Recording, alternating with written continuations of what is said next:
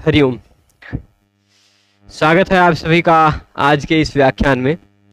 हम सभी लोग लघु सिद्धांत कौमुदी का क्रम से अध्ययन कर रहे हैं और उस अध्ययन के क्रम में अब तक लगभग 60-65 कक्षाओं में हमने हरि शब्द के रूप की सिद्धि का प्रारंभ कर दिया है। हरि शब्द के बाद हमने सु प्रत्यय लगाकर देखा कैसे सु का स बचता है, स के स्थान पर ससजुषो रू से रू होकर खर बसाने और विसर्जन यहाँ से विसर्ग होकर हरि बन जाता है। हरि के बाद औ जोड़ने पर हमने देखा कि हरि का अंतिम वर्ण अक है, उसके बाद औ है वह प्रथमा द्वितीया का अच है, इसलिए प्रथमे वह पूर्व सवर्ण से पूर्व वर्ण का सवर्ण दीर्घ कर दिया और बन गया हरि। ठीक, फिर हरि के बाद जब जस लगाया तो हमने देखा जसी च एक ऐसा सूत्र है। उस जसी च सूत्र से जसी च कहता है कि ह्रस्व इकारांत उकारांत शब्द हो, उसके बाद जस प्रत्यय लगा हुआ हो तो उसको गुण हो जाता है। जसी च लगा दिया हमने, गुण हो गया हरे अस, और फिर एचो यवायावा से अय आदेश होकर हरय अस हरयस हरया बन गया। जब अम प्रत्यय लगाया हमने तो हरि अम, और अमी पूर्व से पूर्व वाला स्वरवर्ण बचा बन गया हरिम। आउट लगाया तो पहले औ की तरह ही हरि बन जाएगा। शस प्रत्यय लगाया तो हरि शस, प्रथम पूर्व सवर्ण से पूर्व सवर्ण दीर्घ हो जाएगा। यहाँ जसी च से गुण नहीं हो पाएगा क्योंकि जस और शस में अंतर है। हरिशस हरि अस हरीस, और स को रुत्व विसर्ग नहीं हो पाएगा, तस्मात् शसो न पुंसी लगकर शस के स के स्थान पर न हो जाएगा, बन जाएगा हरीन। फिर इसके बाद हरि के बाद हमने देखा था टा प्रत्यय लगाकर, शब्द था हरि, प्रत्यय लगाया हमने टा, हरि टा, और टा में से बचा आ। ठीक है, टा में से क्या बचा आ, हरि आ। यहां तक पहुंच गए थे। तभी हमें याद आई शेषो घ्यसखी की। शेषो घ्यसखी, शेषो घ्यसखी क्या कहता है कि ऐसा शेष इति स्पष्टार्थम, शेष यह स्पष्ट के लिए स्पष्टता के लिए कहा गया है। तात्पर्य केवल इतने है कि ह्रस्व यौ इदुतौ, ह्रस्व जो ई उ है, ऐसे ह्रस्व ई उ अंत वाला, यानी जिसके अंत में ह्रस्व ई उ दिखाई पड़ते हो, ऐसा कोई भी शब्द, सखी वर्जम, सखी को छोड़कर, सखी में भी ई दिखाई पड़ रहा है पर उसको छोड़ दिया गया, सखी को छोड़कर ऐसा कोई भी शब्द जिसके अंत में ह्रस्व ई दिखाई पड़ता हो, ह्रस्व उ दिखाई पड़ता हो, ऐसा प्रत्येक शब्द घी कहलाता है, घी। ठीक, शेषो घ्य सखी, ये इस सूत्र का तात्पर्य हुआ। फिर इस तात्पर्य के आधार पर हमें पता चला कि हरि शब्द में भी अंत में ई दिखाई पड़ रहा है, ह्रस्व ई दिखाई पड़ रहा है, यानी हरि भी घी है ना। तभी एक अगला सूत्र आया, वह सूत्र कहता है आंगोना स्त्रियां। आंगोना स्त्रियां में दिख रहा होगा ना, दिख ही रहा है। यह कहता है आंग, आंग किसे कहते हैं, आंग में गायब हो जाता, बचता है आ, वह आ की संज्ञा है, पर यहां सीधे निष्कर्ष कह दिया आंग इति टा संज्ञा। आंग किसको कहा गया है, टा को कहा गया है। ठीक है, यहां सुबंध प्रक्रिया में आंग कहा जाएगा तो आंग मतलब टा, क्योंकि टा ही एक ऐसा प्रत्यय जिसमें आ बचा रह जाता है। ठीक, तो आंगो ना, आंगो ना, इसका मतलब आंग के स्थान पर यानी कि टा के स्थान पर ना हो जाता है। क्या हो जाता है, ना। पर कहां, अस्त्रियाम, स्त्रीलिंग में नहीं, स्त्रीलिंग से भिन्न लिंग में। शर्त क्या है कि वह जो शब्द हो ना, वह शब्द स्त्रीलिंग से भिन्न किसी लिंग का शब्द होना चाहिए। किस, ठीक है, अस्त्रियाम। तो ऐसे स्त्रीलिंग से भिन्न किसी भी लिंग के शब्द के आने पर जो टा प्रत्यय लगा उस टा के स्थान पर हो जाता है ना। ठीक है, तो हाँ, वैसे ही मैंने बताया था कि स्त्रीलिंग में ना नहीं कहा जा सकता है। तो इस जैसे अब देख लीजिए, हरि शब्द था, हरि शब्द के बाद हमने लगाया था टा, टा में से बचा था आ, चुट्टू से टा की संज्ञा होने के बाद इस आ के स्थान पर हमने आंगो ना अस्त्रियाम, ये स्त्रीलिंग शब्द है क्या, नहीं ना। तो अगर मान लीजिए यही मति शब्द होता, मति या बुद्धि, है ना, तब तो इसके बाद आ प्रत्यय लगा हुआ होता, वही टा का, तब तो मति शब्द स्त्रीलिंग है, बुद्धि स्त्रीलिंग है ना। तो यहां पर आ के स्थान पर ना नहीं हो पाता, है ना। पर हरि है, कवि है, गुरु है, कोई भी ई उ अंत वाला घी संज्ञक शब्द है, तो स्त्रीलिंग से भिन्न किसी लिंग का है, तो वहां पर आंगो नास्त्रियाम से हमने उस आ के स्थान पर, यहां मति आ इको एड़ची से जुड़कर खाली बन जाएगा मत्या, ठीक, बुद्ध्या, शक्त्या, भक्त्या इत्यादि स्त्रीलिंग में। पर पुल्लिंग या नपुंसक लिंग है तो ना, ठीक है।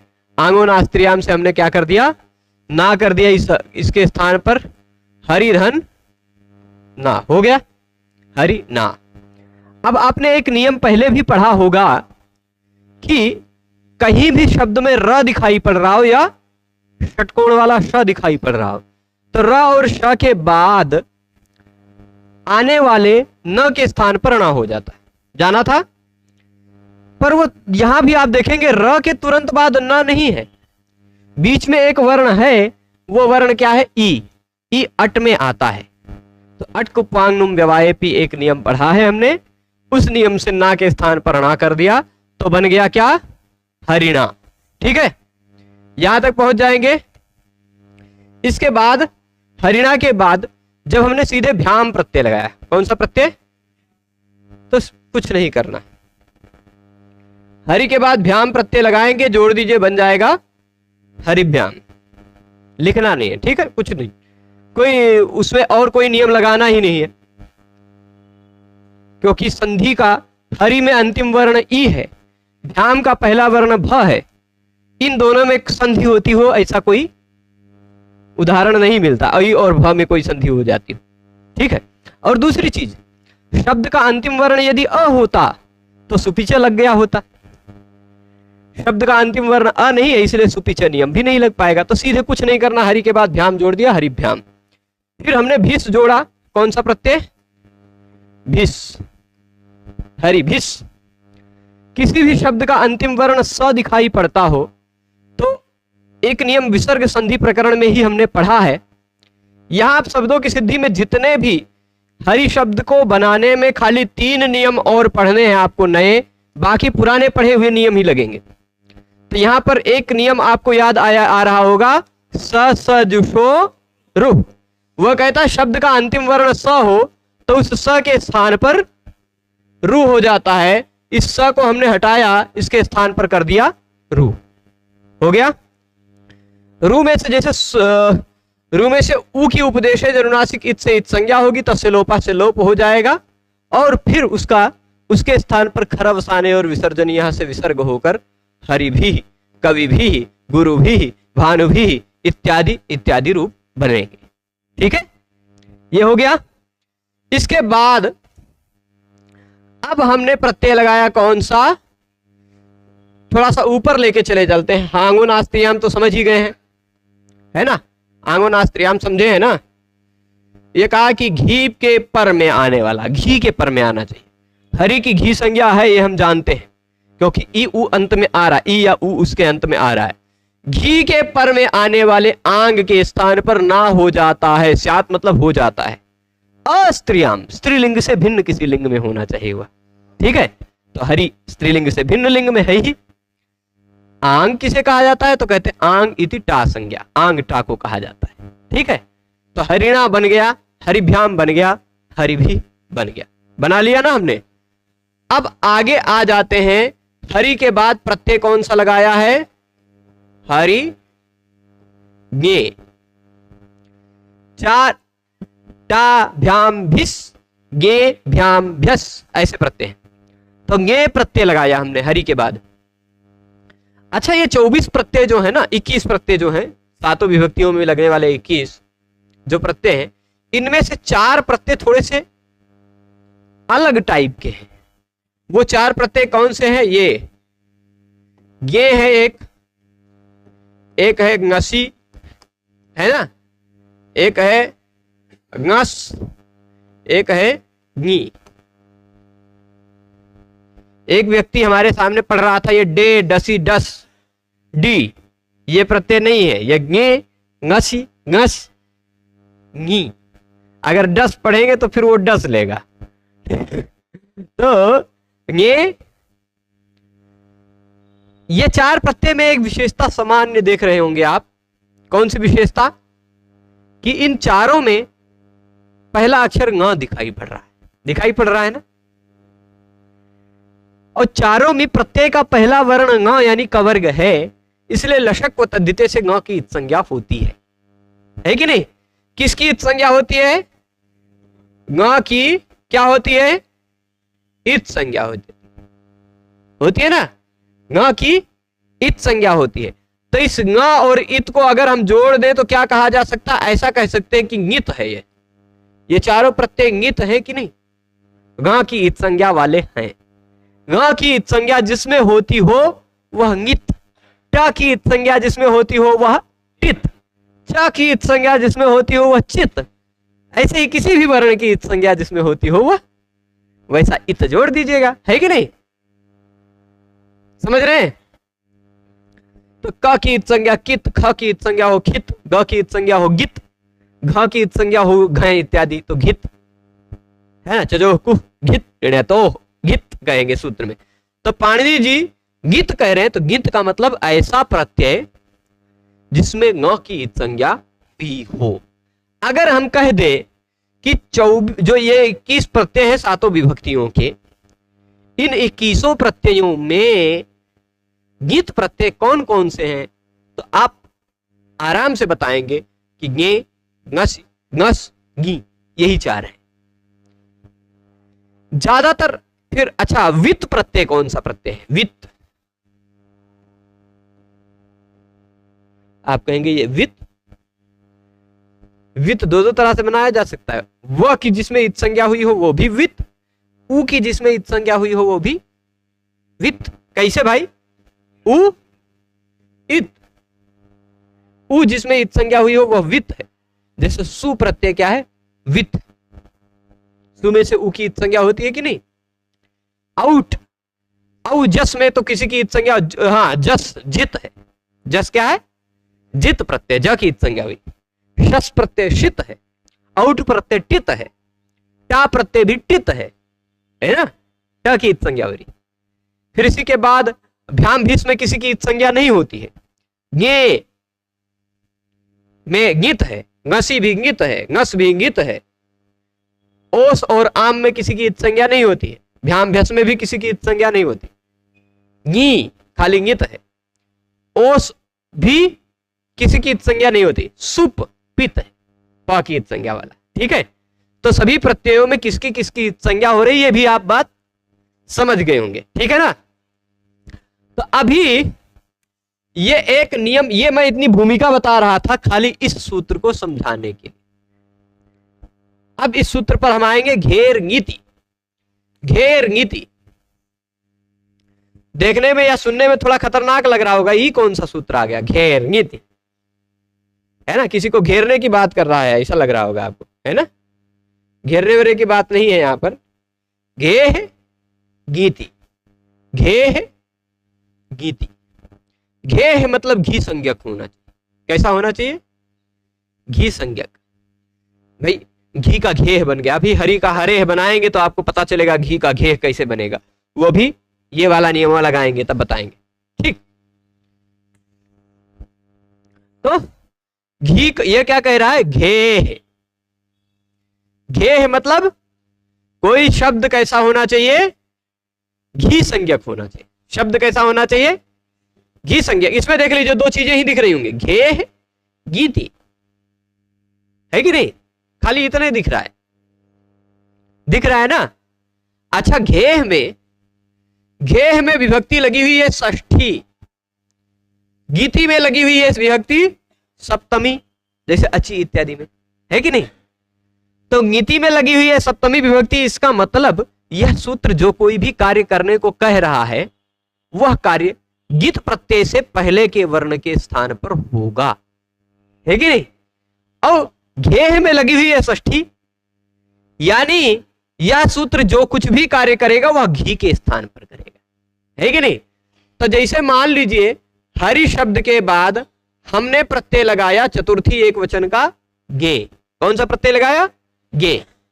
ठीक, गे में से ङ की क्या हो जाएगी? लशक को तद्धिते से इत संज्ञा। जब इत संज्ञा हो जाएगी तो बचेगा क्या? ए। ठीक है, अभी आपके मन में ऐसा किया कि हम तो यहां इको यानच लगा सकते हैं, है कि नहीं। ये रहा ई, इसके तुरंत बाद ये रहा स्वर, लगा सकते थे कि नहीं। लेकिन इको यणचि कहता है कि इक के स्थान पर यण हो यदि अच हो पर में। इक के स्थान पर यण होगा यदि पर में अच हो तो। पर घेर नीति क्या कहता? घी के स्थान पर कुछ करेगा। अभी क्या करेगा वो भी आगे बताएंगे आपको। ठीक, अच्छा पहले वही बता देते हैं क्या करेगा।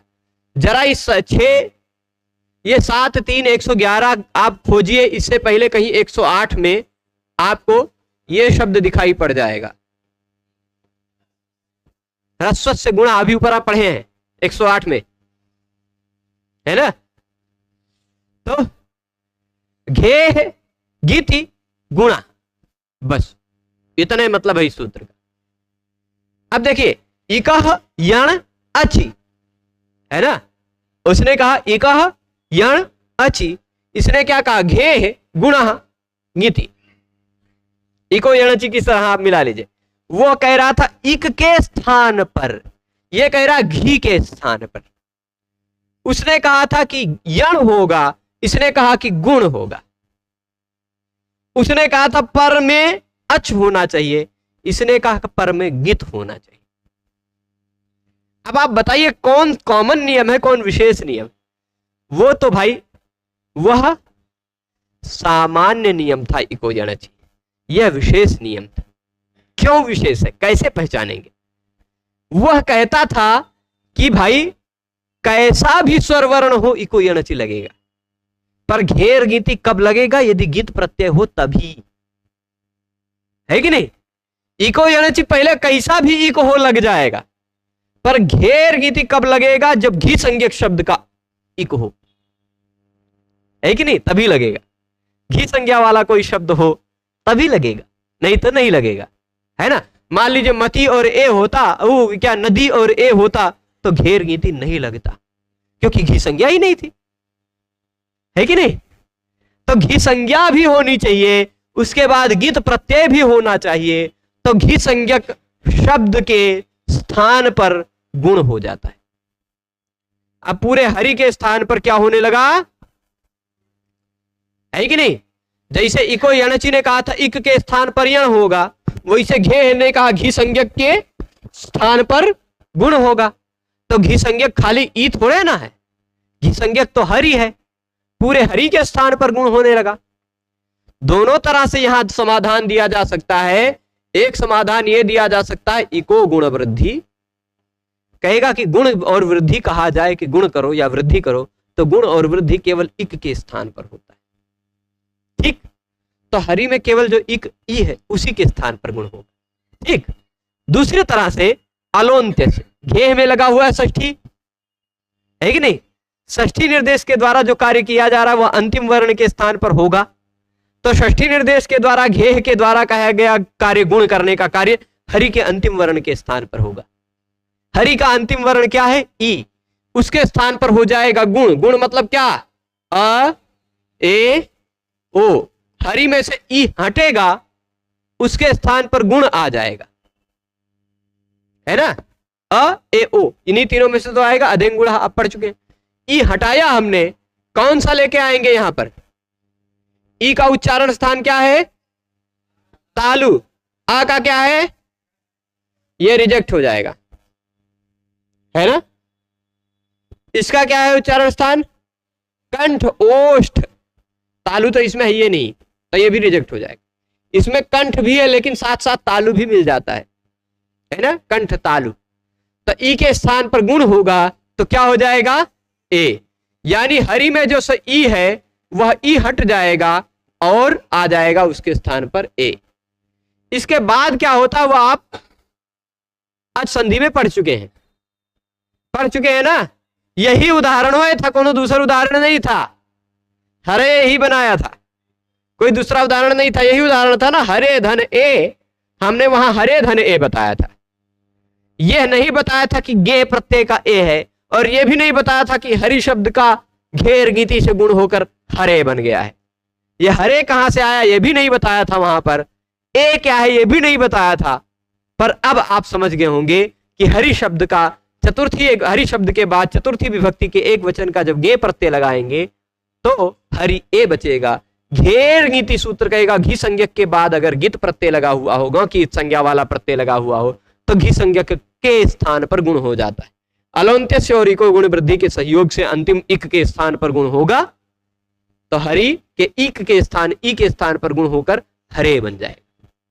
ठीक है, स्थानांतरतमा भी सहयोग करेगा, इसमें अपना अपना काम करेंगे सब। तो हरे ए, एचो ये वायावा लगा दीजिए। ए है, ए हटा, उसके स्थान ए हटा तो ये आधा हो गया है ना, और उसके स्थान पे आ गया आय। ए प्रत्यय का तो ये है ना।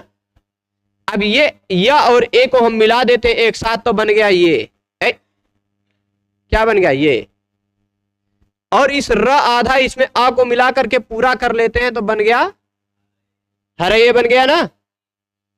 ठीक है, तो चतुर्थी विभक्ति के एक वचन में क्या बनता है यह आप जान गए। घेर गीति समझे हैं? घेर गीति ध्यान है? घेर गीति नहीं समझे, ये क्या लिखा है यही हम बता रहे हैं।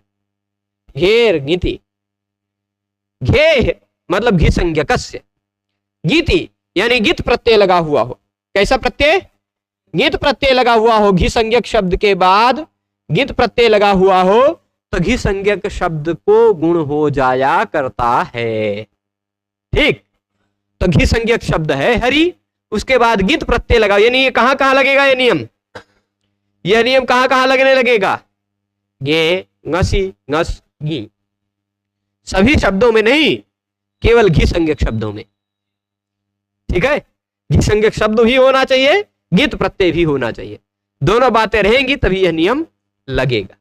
भ्याम लगाया, गे के बाद बारी किसकी? भ्याम, हरिधन भ्याम बन गया हरिभ्याम, खत्म, जोड़ दिया, कुछ नहीं नियम लगाना है। भ्यस लगाया, हरिधन भ्यस बन गया हरिभ्यस, स को ऋतु विसर्ग कर लिया हरिभ्यः। ठीक है, कोई नया नियम नहीं लगाना है। फिर अब हरि के बाद हम नियम लगा, हरि के बाद कौन सा प्रत्यय लगाते हैं?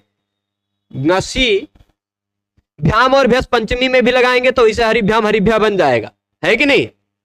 हम अब प्रत्यय लगाते हैं, चाहे ngसी और ngस एक साथ लगाते हैं, क्योंकि ये बार बार लगा के देख चुके हैं तो एक साथ है। क्योंकि ngसी के बाद बारी आती है भ्याम भ्यस की। भ्याम भ्यस को हम पहले चतुर्थी में ही डील कर चुके हैं, देख चुके हैं उसको क्या होता है। चतुर्थी में भी भ्याम भ्यस ही था, पंचमी में भी भ्याम भ्यस ही है ना। तो भ्याम लगाने पर क्या होगा? हरिभ्याम होगा, वो पता है आपको। भ्यस लगाने पर क्या होगा? हरिभ्या होगा, ये पता है आपको। तो हम ngसी और ngस को एक साथे लगा के देख लेते हैं, है कि नहीं। क्यों एक साथे लगा के देख लेते हैं? क्योंकि दोनों में इत संज्ञा और लोप करने के बाद बचता क्या है? यही बचता है। तो चाहे ngसी लगा हो चाहे ngस लगा हो, बचा है अस। ठीक है, हरि अस। अब जरा बताइए ये गित प्रत्यय है कि नहीं? ये घी है कि नहीं? घी है, उसके बाद गित प्रत्यय लगा हुआ हो तो घेर गीति नियम लगता है कि नहीं? क्या करता है घेर गीति? घी को गुण कर देता है, यानी हरि को गुण कर देगा ना। हरि को गुण किया तो क्या हो गया? हरे हो गया। ठीक, हरे अस। यहां पर आपको एक सूत्र याद आया, एचो यवा यावह, याद आया ना। लेकिन हम लगने नहीं देंगे उसको। ठीक, आप कहेंगे कि गुरुजी अभी अभी आपने तो लगा लिया हरे में, अब यहां काहे नहीं लगा रहे? यूं लगा लेते, है ना। यहां भी लगा देते तो ये प्रथमा बहुवचन की तरह हरा यह बन जाता, है ना। पर वो नहीं बनेगा। अब जरा आप छठे अध्याय के पहले पाद का 110 नंबर सूत्र, ngasi ngsoश्च निकाल लीजिए। ngasi ngsoश्च निकालेंगे तो आपको यहां पर एक चीज दिखाई पड़ रहा होगा, इससे पहले एंगा पदांतादिति दिखाई पड़ रहा होगा। ठीक, एंगा पदांतादिति दिख रहा होगा, और उससे एंगा पदांतादिति में अति भी है, अति है ना। और उससे पूर्व में पूर्व, क्या अमी पूर्वा कहीं दिख रहा है? 107 है ना, तो उससे पूर्वा भी दिखाई पड़ रहा होगा, अमी पूर्वा का, है ना। और जरा इस सूत्र को आप ध्यान दीजिए, तो यह सूत्र 6184 एक पूर्व प्रयोग के अधिकार में है कि नहीं? जरा सा इसको मैं बता देता हूं, है कि नहीं? एक पूर्व प्रयोग के अधिकार में है कि नहीं? 6184 से 113 तक है कि 111 तक है? 111 तक है ना, तो यानी 110 वाला उसमें है कि नहीं? तो मैंने संधि के कार्य में बताया था कि संधि के कार्य में कुछ काम ऐसे होते हैं जो केवल एक ही वर्ण के स्थान पर होता है ना, जैसे इको यानाची, जैसे आपने एचो जवायावा इत्यादि देखा। पर संधि में ही कुछ कार्य ऐसे होते हैं जो पूर्व और पर दोनों के स्थान पर एक ही आ जाया करते हैं, जैसे गुण, वृद्धि इत्यादि कुछ हैं। जैसे रमा और ईस में आ और ई दोनों हट जाएगा, ए आ जाएगा, दोनों के जगह पे आए। लेकिन सुधी उपास्या में ई और उ दोनों नहीं हटेगा, खाली सुधी का ई हटेगा, उसके जगह पे यह आ जाएगा, है ना। तो संधि के कार्य कभी कभी दो वर्णों के स्थान पर एक वर्ण हो जाना, ऐसा भी होता है।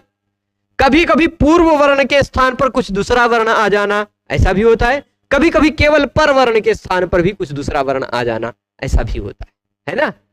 पर ये 6184 से 111 तक के कुल मिलाकर जो 27 सूत्र हैं, उन 27 सूत्रों के द्वारा जो कोई भी कार्य किया जाता है, वह कार्य पूर्व और पर दोनों के स्थान पर एक ही आदेश करना होता है। ठीक, उसी के अंदर गुण भी आ जाता है, उसी के अंदर वृद्धि का कार्य भी आ जाता है, उसी के अंदर पूर्व रूप का भी, पर रूप का भी, पूर्व सवर्ण दीर्घ का इत्यादि बहुत सारे नियम उसी के अंतर्गत आ जाते हैं। ठीक है, तो उन्हीं में से यह लगभग, इसके बाद एक और सूत्र खाली होगा, उरत होगा ना, क्या रित उत, हाँ उरत कर दे, हम उल्टा कर दिए, रित उत तो हाँ रित उत, खाली एक सूत्र इसके बाद है एक पूर्व प्रयोग में, उसके बाद से फिर पूर्व पर वाली बात खत्म हो जाती। तो अब देख लीजिए, एक पूर्व, देखिए सूत्र में जिन जिन शब्दों की प्रसंगवश अनुवृत्ति आ रही, ये कहां से आ रहा है? 84 नंबर सूत्र से आ रहा है। यह कहां से आ रहा है? 8 नंबर सूत्र से आ रहा है। यह भी 8 नंबर, 108 है ना, 108 2 सूत्र पहले से आ रहा है, ये 3 सूत्र पहले से आ रहा है। अच्छा, अमी पूर्वा के बाद क्या है? संप्रसारणाच, संप्रसारण के बाद भी पूर्व रूप हो जाता है, फिर आ गया ngसी ngsoश्च। ठीक, तो अब देखिए, यह सूत्र है और इस सूत्र का पूरे वृत्ति लिखी हुई है। सूत्र प्रसंग बस आने पर इतना बड़ा सूत्र हो गया है ना, पूरा प्रसंग सही देखा गया तो प्रसंग जैसे खाली इतना कह दिया गया, वाक्य क्या कहा गया? इतना कहा गया कि अरुण जी संस्कृत व्याकरण पढ़ाते हैं। ठीक, फिर उसके बाद उसी में अगला कह दिया अजंत पुल्लिंग प्रकरण, अजंत पुल्लिंग प्रकरण, खाली इतना ही कह दिया गया, दूसरा वाक्य। तो दूसरे वाक्य में अजंत पुल्लिंग प्रकरण क्या, पूरा वाक्य तो बोला नहीं गया, लेकिन पिछले वाक्यों के प्रसंग को जानने के बाद आप ये कहेंगे कि अरुण जी व्याकरण में अजंत पुल्लिंग प्रकरण पढ़ा रहे हैं, इतना सारा समझ में आ जाएगा, है कि नहीं? तो वैसे ही खाली सूत्र में कहा गया ngसी ngsoश्च, लेकिन पिछले सूत्रों के भाव को देखने के बाद पता चला इतनी सारी बात इस सूत्र में कही गई है कि नहीं? तो एक पूर्व प्रयोग, इसको मैं काट देता हूं, ठीक, क्यों काट देता हूं? पूर्व और पर के स्थान पर एक हो जाना, उसी को व्याकरण में दूसरे शब्दों में एकादेश कहा जाता है। ठीक, देख लीजिए, आ रहा है सूत्र में वह अर्थ, एका पूर्व प्रयोग को काटा, इधर एकादेश काट दिया। अमी पूर्वा से पूर्व आ रहा है, यहां यही पूर्व रूपम लिखा है ना, इसको भी काट डाला। अभी पूरा मिटा देंगे, दिखा देंगे कि सूत्र में जो प्रसंग बस आ रहा है वही अर्थों में लिखा है, कुछ नया नहीं लिखा है। अब देखिए, गसी गसोस ये सूत्र में ही है, ये गसी गसोह यहां है ना, ये रहा अति, ये रहा अति, ये रहा एंगा, ये रहा एंगा। प्रसंग से जो सूत्र में अर्थ आया वही अर्थ वृत्ति में लिखा हुआ है, कुछ नया नहीं लिखा हुआ है।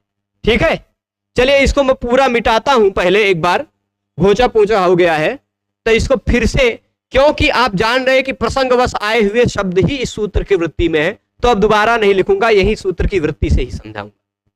ठीक है, तो यह कहता है कि देखिएगा, ध्यान दीजिएगा, पहले आना एंगा में लगा हुआ है पंचमी, एंग होना चाहिए। एंग का मतलब क्या है आप जानते हैं?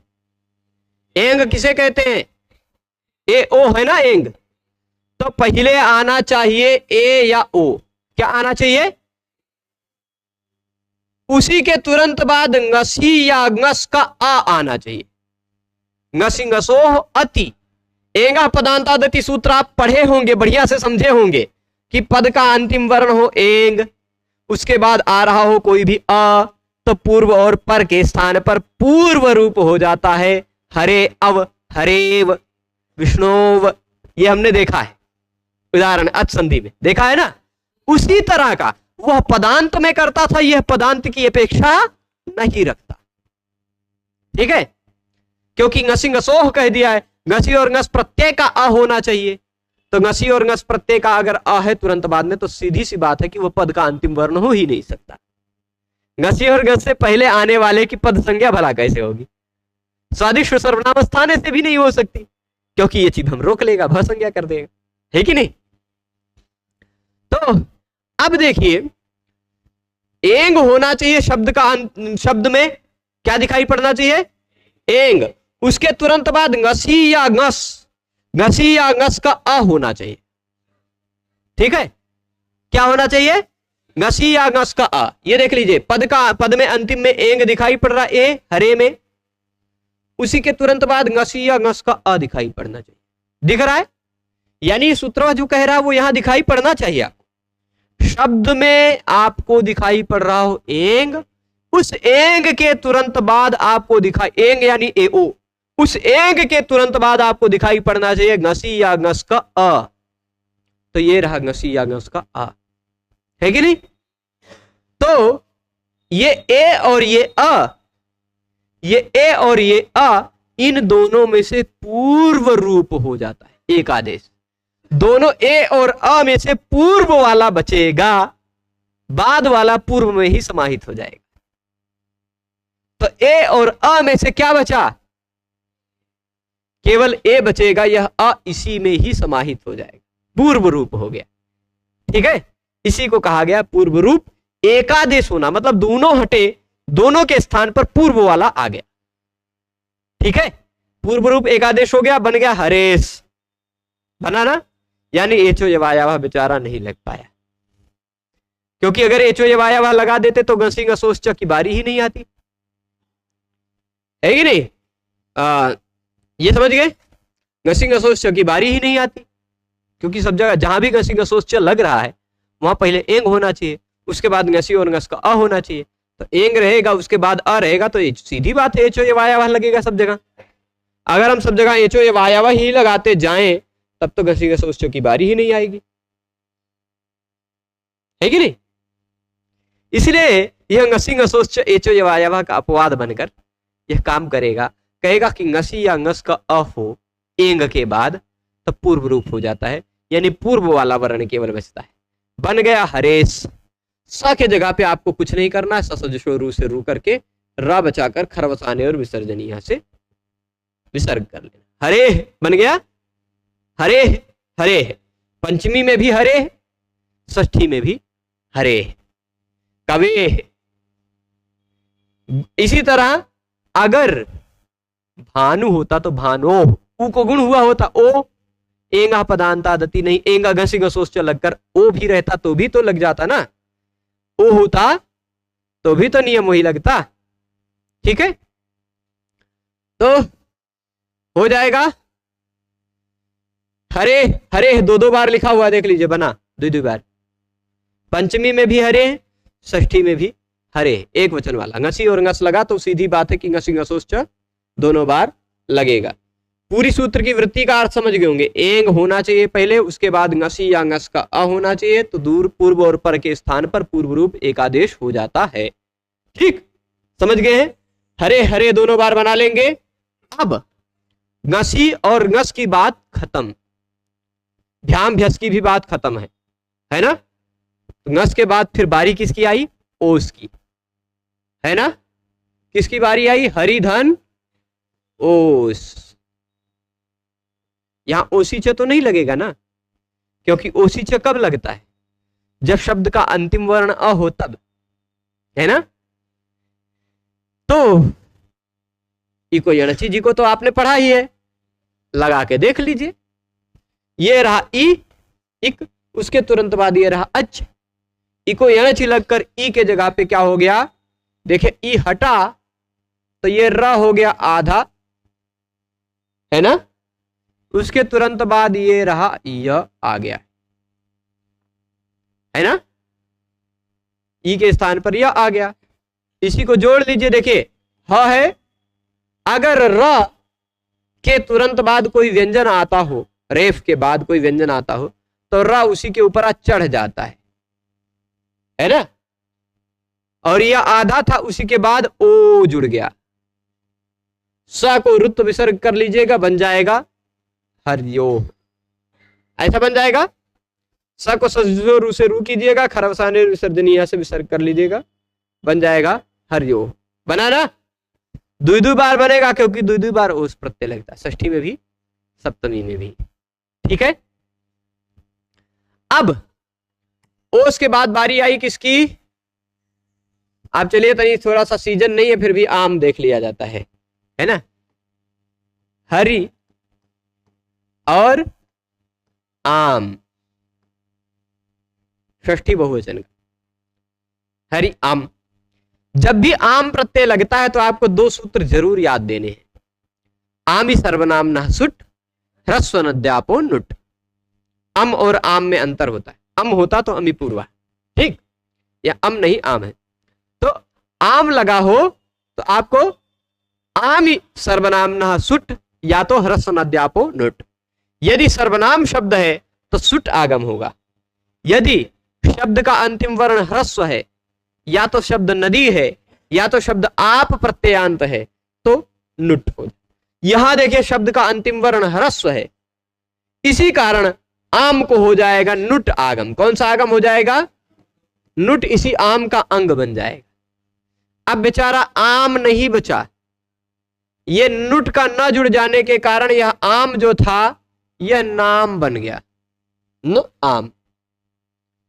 अब वैसे हरिधन आम था तो इको यणच लग सकता था, लेकिन जब नाम बन गया तो इको यणची जी को कोई मौका नहीं मिलेगा।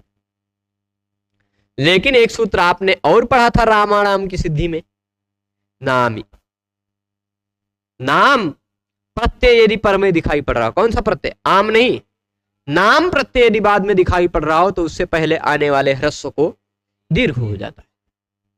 ठीक है, ह्रस्व को क्या हो जाता है, दीर्घ हो जाता है। ये हरि के ई को हमने दीर्घ कर दिया, बन गया हरि नाम।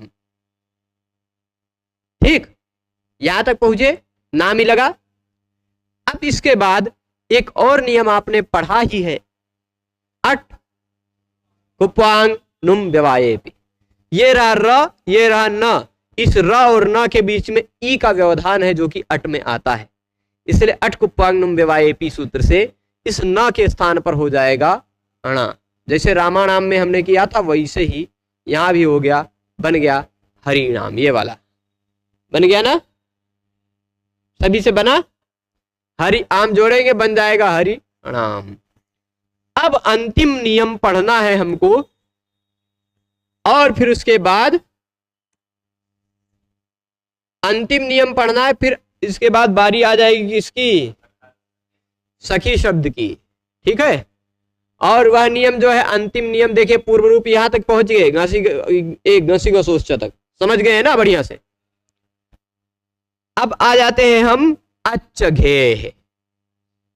अच्च घेह बहुत टेढ़ा मेढ़ा सूत्र है, ठीक, पर इस सूत्र को तोड़ेंगे हम, ठीक।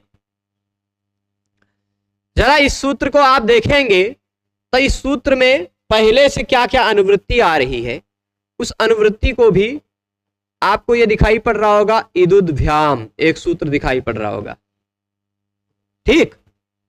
एक सूत्र आपको दिखाई पड़ रहा होगा ङे राम नद्याम नीभ्यः, उससे ङेह दिखाई पड़ रहा होगा, है ना।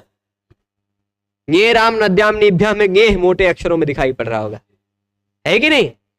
एक सूत्र आपको दिखाई पड़ रहा होगा ओत, है ना। कौन सा, देखिए अब नंबर इदुद्भ्याम कितने नंबर पर है, 117 पर। ये कहां पर है, 116 पर। और ये कहां, 118 पर, है ना।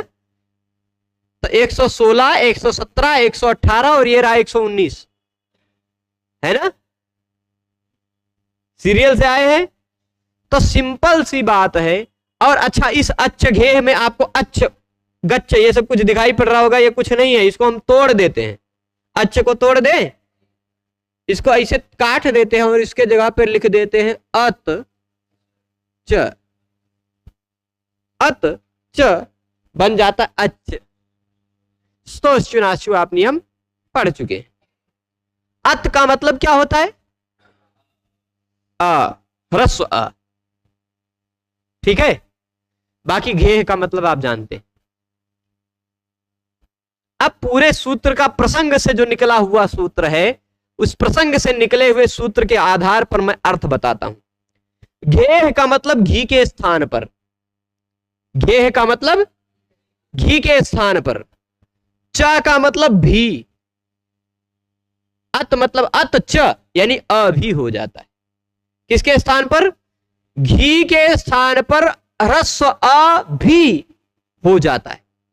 सूत्र से इतने अर्थ निकला, लेकिन प्रसंग से आए हुए शब्दों के अनुसार क्या होना चाहिए, ई और ऊ के बाद आए हुए गी के स्थान पर ये ओत हो जाता है।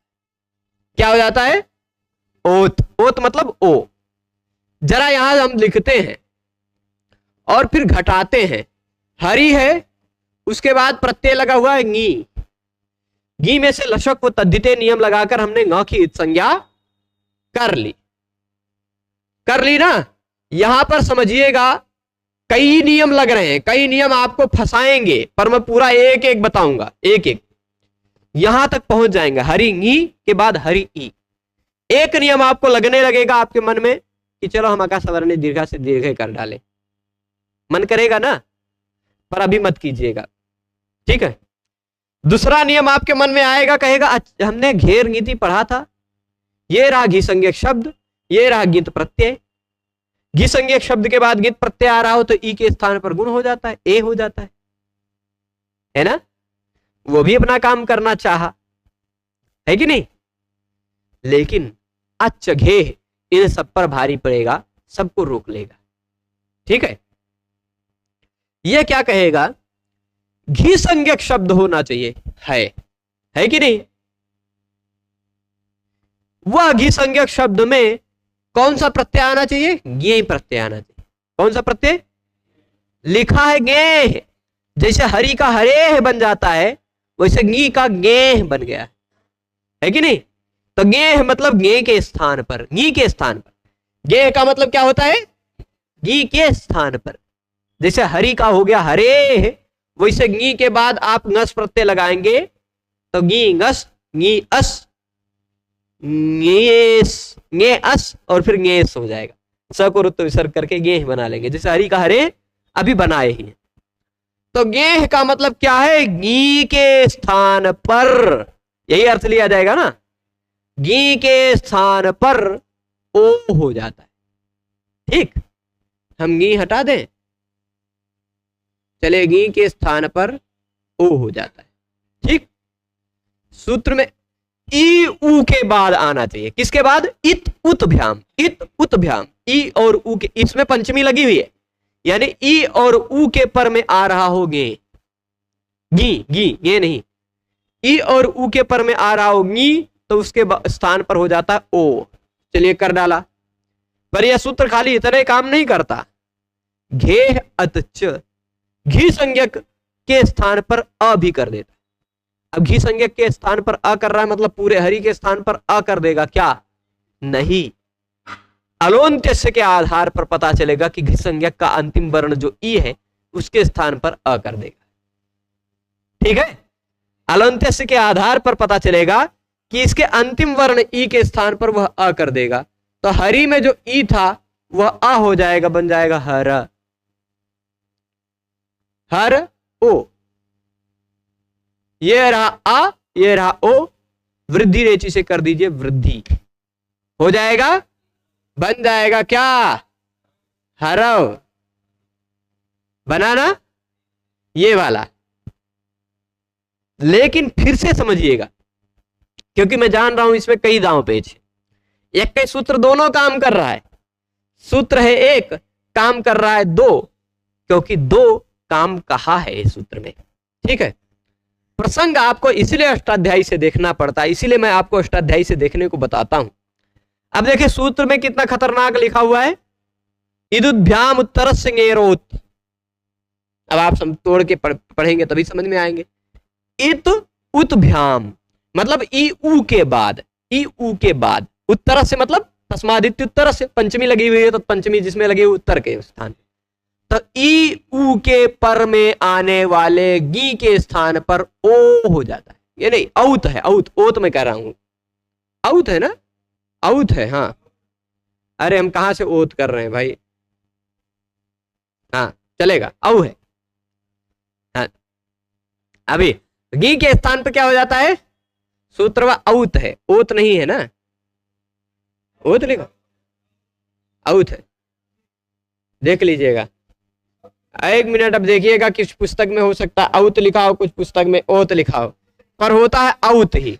मिसप्रिंट हो सकता है, पुस्तक में मिसप्रिंट हो, मिसप्रिंट होए, ठीक है, ओत है, आप में भी ओत ही प्रोत है।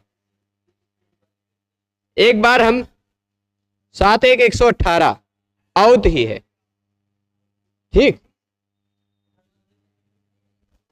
अरे औत वाला सूत्र 118 है, 119 पे लिखा है उसमें, तब भाई 119 तो यहाँ एक अच्छे घे का लिखा है, कहां देख रहे हो? 119 नंबर सूत्र तक उसकी अनुवृत्ति जा रही है, तो 119 नंबर सूत्र है भाई, कह रहे हो मतलब मैं बोल रहे, बार बार बोल रहे कि 118 पे है, तो कह रहे 19 है, 19 ये 19 यहाँ सामने दिखाई पड़ रहा है कि 19 नंबर अच्छा घे है, तो उसमें औत कहां से घुस जाएगा? ठीक है, चलो तो कोई बात नहीं, ध्यान दीजिएगा। इदुद्भ्याम यह है, ये देख लीजिए, ये 117 नंबर सूत्र दिख रहा होगा, इदुद्भ्याम। गे यह 116 नंबर दिखाई पड़ रहा होगा, गे राम नद्याम निभ्या, और ये है 118 नंबर सूत्र, 116, 117, 118 और ये रहा 119, है ना। ये सब प्रसंग चल रहा है कुछ कुछ शब्दों। तो ये कह रहा गी के स्थान पर, गी के स्थान पर औ हो जाता है, सभी गी के स्थान पर नहीं, सभी गी के स्थान पर नहीं, यदि ई और ऊ के बाद आ रहा हो तभी, ई या ऊ के बाद आ रहा हो गी, तो उसके स्थान पर हो जाता है आउ। ठीक, तो चलिए ये इतना नियम जो अनुवृत्ति से आ रहा है उसके अनुसार हमने ई जो बचा हुआ था गी का, उस गी के ई के जगह पे कर दिया क्या? औत, मतलब औ। ठीक, और सूत्रवा में जो शुद्ध का आ गया, सूत्र में च लगा हुआ, अत च घे, मतलब घी के स्थान पर अ भी हो जाता है, मतलब और भी कुछ काम कर रहा है। च का मतलब क्या? भी। देखिए सूत्र ने क्या बताया, देखिए घी के स्थान पर अ भी हो जाता है, यानी और भी कुछ होता होगा। और भी क्या होता है? वो देखने के लिए आपको प्रसंग में जाना पड़ेगा। तो घी के स्थान पर अ भी हो जाता है और ई उ के बाद आने वाले गी के स्थान पर औ भी हो जाता है। तो एक ही सूत्र ने दोनों काम किया। इस ई के जगह पे ई हटाया, ई के जगह पे आ कर दिया और गी के ई के स्थान पर औ कर दिया। दोनों काम अच्च घेह ने किया। तो वृद्धि रेचि से आ और औ के स्थान पर वृद्धि करके हमने हरऊ बना लिया। इसी तरह मान लीजिए यदि शब्द होता गुरु, तो गुरु भी तो घी है, ई उ अंत में आता हो तो घी है कि नहीं? ई या उ के बाद आ रहा हो गी तो उसके स्थान पर औ हो जाता है, लगेगा ही। और घी संज्ञक है इसलिए उसके स्थान पर आ हो जाएगा, तो वे रू नहीं बचेगा, गरु हो गया था तो गुरु गुर हो जाएगा, गुर औ गुरऊ। कवि है तो कवऊ, गुरु है तो गुरऊ, मतलब ई है तो भी वैसे ही रूप बनेगा। इसीलिए आप देख लीजिए, ये शब्द ले लीजिए, चाहे शब्द हो विधि, चाहे शब्द हो विधु, क्या? हाँ, रवि तो रवऊ, ठीक। अब देखिए, विधि है चाहे विधु है, दोनों जगह गी के स्थान पर हो जाएगा औ, है कि नहीं? दोनों जगह गी के स्थान पर हो जाएगा औ, और दोनों जगह ई हो चाहे उ हो उसके स्थान पर हो जाएगा अ। यानी यहां भी बनेगा विध और यहां भी बनेगा विध, तो दोनों जगह रूप वैसे बनेगा विधौ। विधौ वक्रे मूर्धनि स्थितवती वयम के पुनरमी। काव्य प्रकाश में वर्ण श्लेष के उदाहरण में दिया है कि वो अलंकार शंका कर नर कपालम परिजनो विशीर्णांगो भृंगी वसुच वृष एको बहुवयाः अवस्थेयं स्थाणोरपि भवति सर्वामर गुरोर विधौ वक्रे मूर्धनि स्थितवती वयम के पुनरमी। वो विधौ है, विधि भी है विधु भी है। यानी घी संज्ञक के अंतिम वर्ण ई के स्थान पर चाहे उ के स्थान पर, दोनों के स्थान पे हो जाएगा अ। सखी शब्द में नियम नहीं लगेगा अच्च घे, सखी शब्द में नहीं लगेगा, है कि नहीं? क्योंकि सखी शब्द घी संज्ञक नहीं है कि नहीं? ये बात समझ गए? तो अब इसको मिटा दें, बढ़िया से मिटा देते हैं ना। तो अब देख लीजिए, इसी तरह के कुछ शब्द बता रहे हैं। हरऊ तक पहुंच गए, ओस लगाएंगे तो हरि ओस इको यणची लगाकर हरियोस, स को रुत्व विसर्ग कर लीजिएगा, हरियोह बन जाएगा। फिर अब हम अंतिम देख रहे हैं हरि और सु, सुप है, सुप में से बचता है सु, है ना?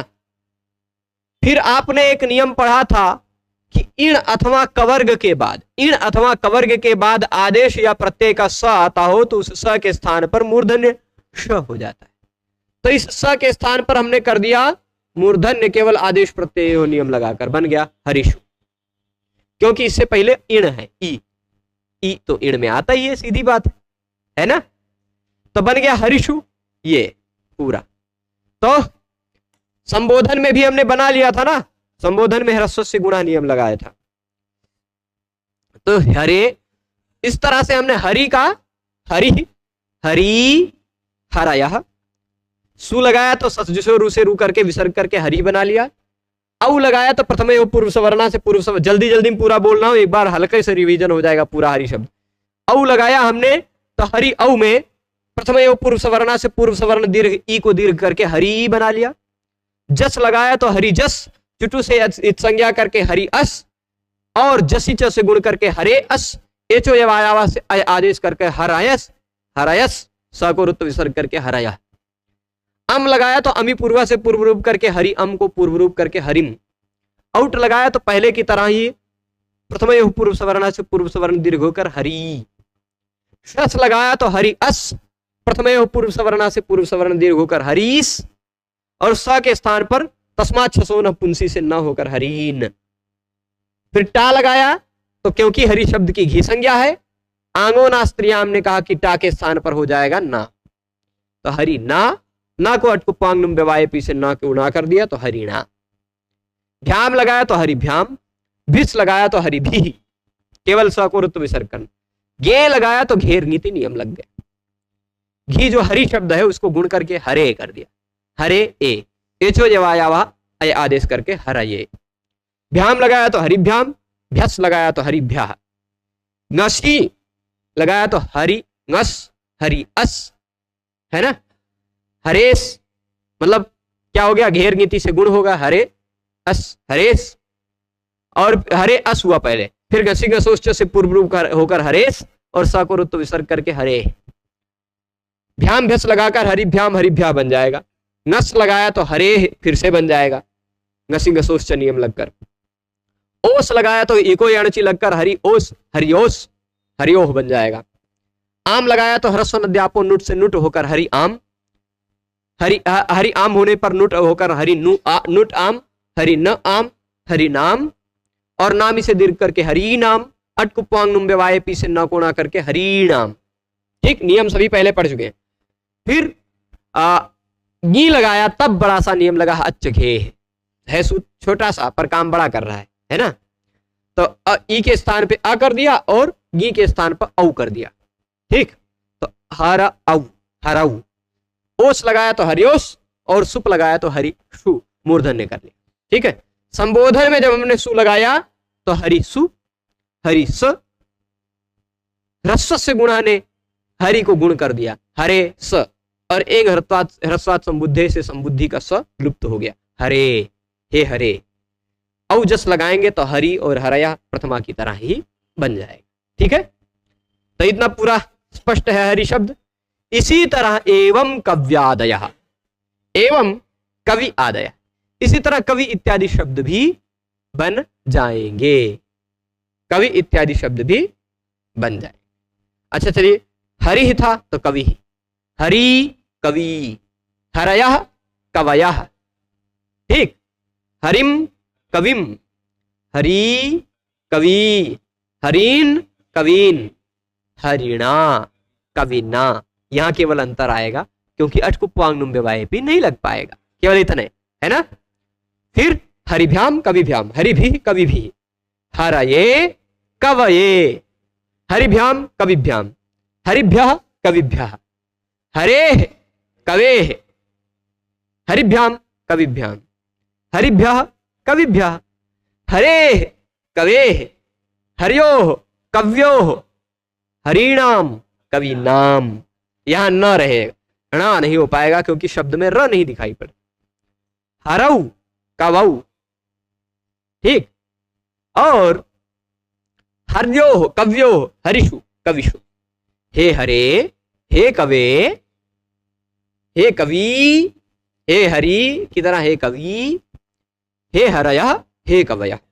ऐसे रवि त रवि रवि रवयः, रविम रवि रवीन, रविना रविणा, रविभ्याम रविभि, रवये रविभ्याम रविभ्यः, रवेः रविभ्याम रविभ्यः, रवेः रव्योः रवीणाम, रवौ रव्योः रविषु।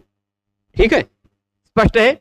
तो एवं कव्यादय, इसी तरह कवि इत्यादि शब्द भी चलेंगे, किस शब्द की तरह, हरि शब्द की तरह, जिनकी भी घी संज्ञा होगी।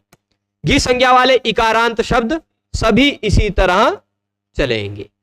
ठीक, अब जिसकी घी संज्ञा नहीं है ऐसा भी कोई एक शब्द है, जिसकी घी संज्ञा नहीं है ऐसा भी कोई शब्द है। वो शब्द कौन सा था, सखी, क्योंकि शेषो घ्य सखी, सखी से भिन्न की घी संज्ञा थी, है ना। तो भाई घी संज्ञा सखी की नहीं है, तो घी संज्ञा होने पर हरि ने भला घी मिल जाने पर हरि को ऐसा क्या मिल गया जो सखी को नहीं मिल पाया, वो देखना पड़ेगा ना। क्योंकि हरि की घी संज्ञा है तो घी संज्ञा होने पर कुछ काम हुआ, घेर नीति लगा।